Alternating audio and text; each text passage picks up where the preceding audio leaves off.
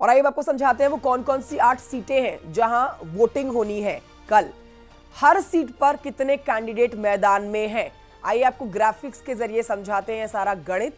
आप ग्राफिक्स मेरे आगे देख सकते हैं। इस समय कल पीलीभीत में मतदान होना है, कुल उम्मीदवार यहां से 10 हैं। सहारनपुर में भी मतदान होना है, कुल उम्मीदवार यहां से 10 हैं। इसके अलावा आगे बढ़ेंगे, कैराना भी प्रमुख सीट जिस पर कल मतदान होना है, यहां से 14 उम्मीदवार हैं। आगे बढ़ते हैं, बात करेंगे मुजफ्फरनगर की। मुजफ्फरनगर पे आप नजर डालते हैं तो यहां से 11 उम्मीदवार मैदान में हैं। बिजनौर कुल उम्मीदवार यहां से 11 हैं। नगीना यहां से 6 उम्मीदवार हैं चुनावी मैदान में जो ताल ठोकते हुए कल नजर आएंगे। मुरादाबाद कुल उम्मीदवार 12, रामपुर कुल उम्मीदवार 6। तो ग्राफिक्स के जरिए आपने ये जान लिया कि कल जिन जिन सीटों पर मतदान होना है उत्तर प्रदेश में, उनमें हर एक सीट पर किस तरह से मतदान, कितने कैंडिडेट्स के बीच में मुकाबला होने कल जा रहा है। अब आपको ये भी बताते हैं कि 8 सीटों पर जो कल मतदान होना है, जिसमें कुल उत्तर प्रदेश के 80 कैंडिडेट्स हैं। बीजेपी दम भर रही है सारी सीटें जीतने का। अब कौन कौन से वो कैंडिडेट्स हैं जो कल अपनी किस्मत आजमाने जा रहे हैं, तो आपको बताते हैं। कल 8 उम्मीदवार जो जिनके लिए अपने अपने मुद्दे लेकर मतदान करने के लिए लोग जाएंगे। पहला चरण बीजेपी के लिए कितना अहम रहने वाला है वो आप इससे समझ सकते हैं। पहला बड़ा मुद्दा है सांस्कृतिक राष्ट्रवाद का। देखिए, राष्ट्रवाद का सबसे बड़ा मुद्दा जो लोग अपने जहन में रखते हैं और इस मुद्दे को ध्यान में रखते हुए ही कल वोट करने के लिए जाने वाले हैं। गन्ने का भुगतान, उत्तर प्रदेश की कई ऐसी सीटें हैं जहां पर प्रमुख मुद्दा लोगों के बीच में गन्ने के भुगतान को लेकर है। ज्यादातर लोग संतुष्ट हैं योगी सरकार के कामकाज से, केंद्र सरकार की योजनाओं से। चौधरी चरण सिंह को सम्मान दिया गया है, चौधरी चरण सिंह को सम्मान, और यह भी एक मुख्य मुद्दा जो कल मतदान करने के लिए जाने वाले हैं लोग, ये एक प्रमुख मुद्दा अपने दिमाग में जरूर रखेंगे। सीएए, कई अहम मुद्दों में सबसे आप अहम मुद्दा सीएए को कह सकते हैं। इसके फेवर में लोग हैं, इसके अगेंस्ट लोग हैं, तो जो भी कल मतदान करने के लिए जाएगा उसके जहन में सीएए का मुद्दा जरूर रहने वाला है। अनुच्छेद 370, ये वो मुद्दा है जो लोग अपने जहन में जरूर रखेंगे, क्योंकि पिछले चुनावों के वादे में सबसे बड़ा जो वादा था मोदी सरकार का वो यही था कि अनुच्छेद 370 को हटाया जाएगा, जिसको पूरा किया गया है।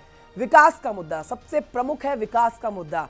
बीजेपी के मैनिफेस्टो में, समाजवादी पार्टी के मैनिफेस्टो में या कांग्रेस के मैनिफेस्टो को आप देखते हैं तो हर तरफ विकास के मुद्दे की बात आती है, तो ये एक प्रमुख मुद्दा जो लोग अपने जहन में रखेंगे। राम मंदिर, सबसे महत्वपूर्ण, राम मंदिर जो बनकर तैयार हुआ है 500 साल के बाद, ये लोगों के मन में जरूर होगा कि बीजेपी सरकार के रहते ही ये कार्य सफल हो पाया है और राम मंदिर, भगवान श्री राम अपने घर में विराजमान हो गए हैं।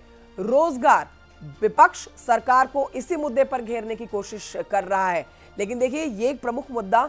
कल जिन सीटों पर लोग मतदान करने के लिए जाने वाले हैं, अपने मताधिकार का इस्तेमाल करने वाले हैं, रोजगार के अहम मुद्दे को अपने जहन में जरूर रखने वाले हैं।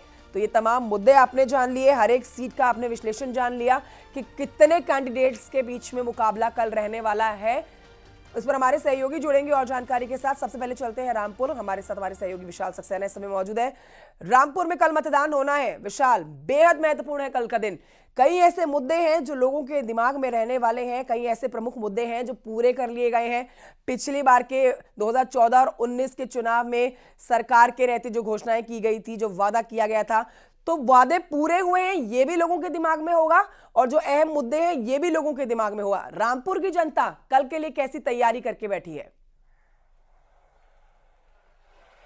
देखिए, बिल्कुल आपको बता दूं, कल रामपुर में पहले चरण का मतदान होना है और रामपुर में सुरक्षा व्यवस्था के पुख्ता इंतजाम कर लिए गए हैं। प्रशासन की तरफ से पूरे इंतजाम कर लिए गए हैं। वहीं प्रत्याशियों की बात करें, प्रत्याशियों ने कल चुनाव प्रचार का कल 5 बजे के बाद समय समाप्त हो गया था और उन्होंने भी अपनी ताकत झोंक दी है। हर प्रत्याशी, चाहे वो भाजपा का हो, सपा का हो, बसपा का हो, सभी अपने अपने जीत के दावे कर रहे हैं। मेन निगाह क्योंकि रामपुर के चुनाव पर रहती है, क्योंकि जब आजम खान मैदान में होते हैं तब भी, और आजम खान इस बार जेल में है तब भी रामपुर पर निगाहें हैं, क्योंकि यहाँ पे अखिलेश यादव ने जिस प्रत्याशी को उतारा है, आजम खान के समर्थकों ने उसका विरोध किया है। तो कहीं ना कहीं पूरे देश की निगाह इस समय इस रामपुर के चुनाव पे होगी कि आजम खान जो रामपुर में जिसको चलते आदमी को भी खड़ा करते थे वो भी यहाँ से जीत जाता था। तो क्या आजम खान के बिना रामपुर समाजवादी पार्टी जीतती है या नहीं जीतती है? यहाँ अखिलेश और आजम दोनों की अब दांव लगी हुई है। वहीं भाजपा की बात करें तो भाजपा के जो प्रत्याशी हैं वो मोदी योगी के नाम पे उनको वोट मिल रहा है, विकास के नाम पे उनको वोट कर रहा है, राम मंदिर के नाम पे उनको वोट मिल रहा है। तो सुरक्षा फिलहाल बसपा जो है, बसपा भी अपना दावा कर रही है कि हम भी यहाँ से जीते हुए हैं और भाजपा और सपा दोनों को हराएंगे। अब देखना यही होगा कि जब मतदान के बाद जब मतगणना होगी तो क्या आजम और अखिलेश दोनों में से किसकी साख बचती है या भाजपा जो है वो जीतती है। बिल्कुल, ये एक बहुत ही प्रमुख सीट है समाजवादी पार्टी के लिए।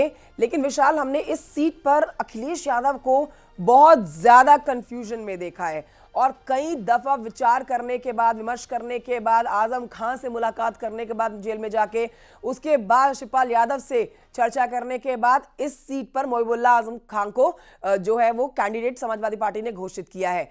लेकिन यहां पर जो लोग हैं उनके नाम को लेकर थोड़ा सा कंफ्यूज नजर आ रहे हैं, क्योंकि जो जानकारी मिल रही है वो ये है कि रामपुर के लोग मोहिबुल्लाह के नाम पर कह रहे हैं कि ये बाहर से आए हुए हैं, क्योंकि दिल्ली से आते हैं ये, और इनके नाम पर भी कुछ कंफ्यूजन बना हुआ है। तो वहां की जनता के कंफ्यूज अभी भी नजर आ रही है अखिलेश यादव की तरह। देखिए, मोहबिल्ला नदवी जो है वो रामपुर की स्वार विधानसभा के रजानगर के रहने वाले हैं। उनका गृह जनपद यही है, भले ही वो दिल्ली में रहते हो लेकिन वो रहने वाले यही हैं। भाई अगर क्योंकि ज्यादा दिनों तक वो बाहर रहते हैं, कभी कभार यहाँ आते, तो इस वजह से लोग उनको नाम को कम जानते हैं और ज्यादातर वो उनको मौलाना जो है वो मौलाना के, क्योंकि तुर्क बिरादरी से वो वास्ता रखते हैं। वही आजम खान के जब तक समर्थकों का उनका सहयोग नहीं मिलेगा तब तक समाजवादी पार्टी यहाँ पे दो खेमों में बटी हुई है। और मेन चीज यही है कि अखिलेश यादव और आजम खान दोनों ही की देखने वाली बात होगी, दोनों में की इज्जत यहाँ दाव पे लगी हुई है। अगर कैंडिडेट जीतता है तो आजम खान को एक बहुत बड़ा झटका लगेगा कि वो अब समाजवादी पार्टी में हो या ना हो, उससे कोई असर नहीं पड़ेगा। अगर अखिलेश यादव का कैंडिडेट हारता है तो उनको ये जाहिर बात है, इनको देखना चाहिए कि आजम को साथ में रखना उनकी एक मजबूरी है, क्योंकि आजम खान के बिना वो रामपुर की सीट नहीं जीत सकते। तो जाहिर बात है समाजवादी पार्टी अखिलेश यादव ये और आजम खान दोनों में से ये क्लियर करेगी रामपुर की सीट। मोहिबुल्लाह नदवी वर्सेस घनश्याम लोधी है यहाँ पर विशाल। लेकिन जो ओपिनियन पोल्स बता रहे हैं, ओपिनियन पोल्स तो ये बता रहे हैं कि ये सीट जो है चली जाएगी समाजवादी पार्टी के हाथ से, ये 60 सीट चली जाएगी और ये बीजेपी यहां से जीतने वाली है। लहर कैसी बनती हुई आपको नजर आ रही है, क्योंकि आप बहुत समय से इस सीट पर अपना ध्यान गड़ाए बैठे हैं, लोगों से मिलते हैं, विधायक से मिलते हैं, जो यहां से कैंडिडेट घोषित किए गए हैं भी उनसे मुलाकात करते हैं। तो आपका विश्लेषण क्या कहता है, यहां से हवा कैसी चलती हुई नजर आ रही है? बीजेपी वर्सेस समाजवादी पार्टी होता हुआ नजर आ रहा है या आपको लग रहा है कि मुकाबला एक तरफा ही है? देखिए, बिल्कुल आपको बता दूं, जिस तरह से यहाँ मुस्लिम आबादी ज्यादा है, मुस्लिम मतदाता ज्यादा है और मुस्लिम मतदाता इस बार बिल्कुल शांत है। बिल्कुल बीजेपी के साथ हूँ या समाजवादी के साथ हूँ, ये कहना बिल्कुल गलत है। साइलेंट है। जहाँ तक लहर की बात करें, लहर इस समय भाजपा की लहर है, मोदी योगी की लहर है और हर तरफ भाजपा ही भाजपा इस समय नजर आ रही है। मुसलमान वोटर जो समाजवादी के प्रत्याशी है वो अपना बिल्कुल साइलेंट तरीके से प्रचार कर रहा है।